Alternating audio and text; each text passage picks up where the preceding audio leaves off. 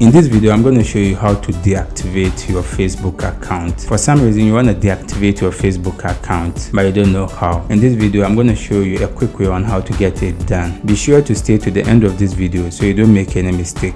On your Facebook homepage, navigate to the top right corner where you see your profile icon and tap on it. On this interface, scroll down till you locate settings and privacy and tap on it. Continue to click on privacy shortcut. So this will land you on an interface like this. Then you can scroll down until you locate delete your account and information and continue to tap on this. So on this interface, we have the option to deactivate or delete our account. Since we want to deactivate it, we have to make sure this is toggled on and be informed that deactivating your account is temporary. What is meant is your account will be disabled and your name and your photos will be removed from most things you have shared. However, you'll be able to continue using Messenger. If you agree with the terms of reference with regard to deactivating your account, all you have to do is to proceed to tap on continue account deactivation, and that's it. Your account has been deactivated. If you have any question, you can leave it in the comment section. I'll do my best to attend to you. If you enjoyed this video, consider to check out our next video. See you in the next video.